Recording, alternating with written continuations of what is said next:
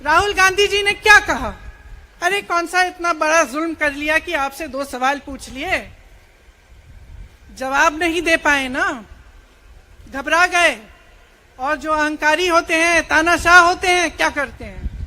जब सवालों का जवाब नहीं दे पाते तो पूरी सत्ता को लेकर जनता को दबाने की कोशिश करते हैं। जो सवाल उठाता है उसको दबाने की कोशिश करते हैं। आपने कभी सोचा है, आंखें खोलिए, आपने कभी सोचा है कि ये पूरी सरकार, ये सारे मंत्री, ये सारे सांसद एक आदमी को बचाने की क्यों इतनी कोशिश कर रहे हैं? इस अडानी में है क्या कि इसको आप सारी संपत्ति दे रहे हो देश की? 20 हजारों करोड़ शेल कंपनियों में इनकी हैं और आप इन पे इंक्वायरी नहीं कर सकते? ये अडानी है कौन कि आप सब उनका नाम उठते ही बौखला जाते हैं और उनको बचाने में लग जाते हैं? देखिए, आप इस देश के देशवासी हैं, ये देश आपका है, ये लड़ाई आपकी है। आज तमाम नौजवान बेरोजगार क्यों हैं?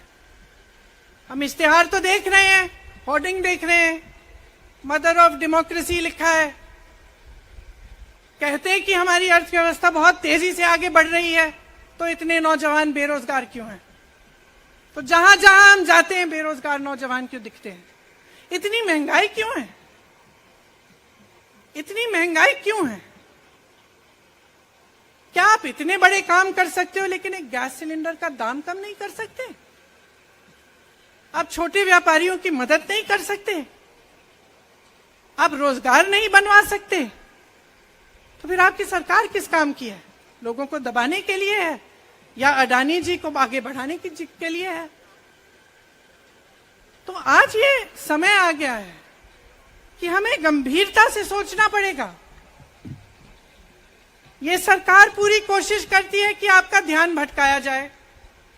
अब आप सोचिए, कन्याकुमारी से कश्मीर तक एक आदमी चला, उसके साथ लाखों लोग चले, क्या पैगाम लेके चला? किस लिए चला? उसके दिल में क्या भावना थी कि लाखों लोग देश भर से उससे जुड़ के चले? समता, एकता की भावना थी। आज आपके सारी मीडिया, आपके सारे मंत्री, आपके सारे सांसद, आपके सारे कार्यकर्ता कह रहे हैं कि राहुल जी ने विदेश जाकर देश का अपमान किया, राहुल जी ने एक वर्ग का अपमान किया।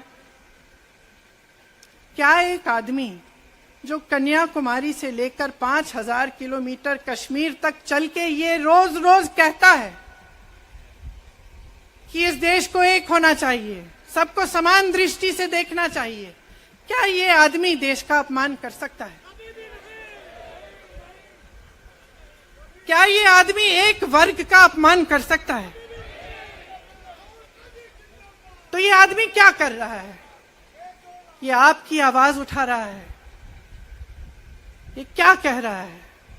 कह रहा है कि गरीबों को अपना हक दो, नौजवानों को अपना हक दो, महिलाओं को अपना हक दो।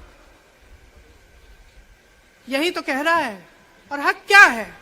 हक ये है कि जो आपका है वो आपके हाथों में जाना चाहिए, किसी बड़े उद्योगपति के हाथ में नहीं, जो प्रधानमंत्री जी के मित्र हैं। ये है आपका हक। उसी हक की लड़ाई लड़ रहा है।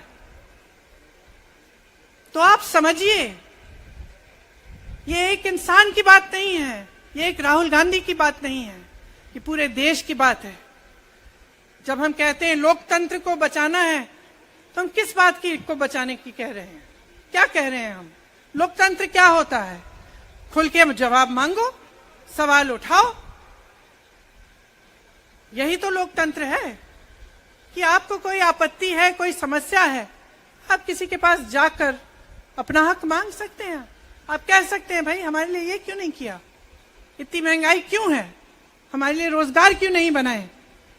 लेकिन आज यही हक आपसे छीना जा रहा है और आपका ध्यान इधर उधर भटकाया जाता है और इतनी चीजों को फैलाया जाता है जो सच नहीं है, झूठों को फैलाया जाता है।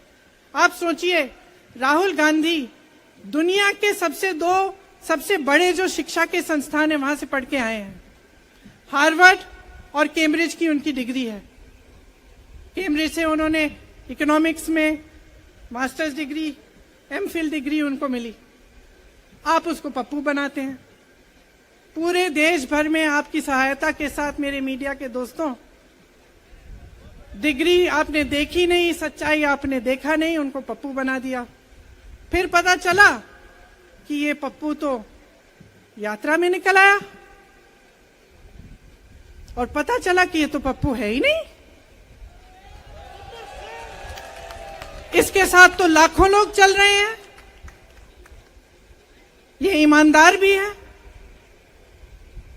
ये सब बातों को समझता भी है, ये जनता के बीच जा रहा है, जनता की समस्याओं को सुन रहा है, और जनता इसके साथ चली जा रही है।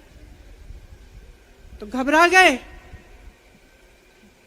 गए कि राहुल गांधी ने संसद में वो सवाल उठाए जिनका उनके पास जवाब नहीं है।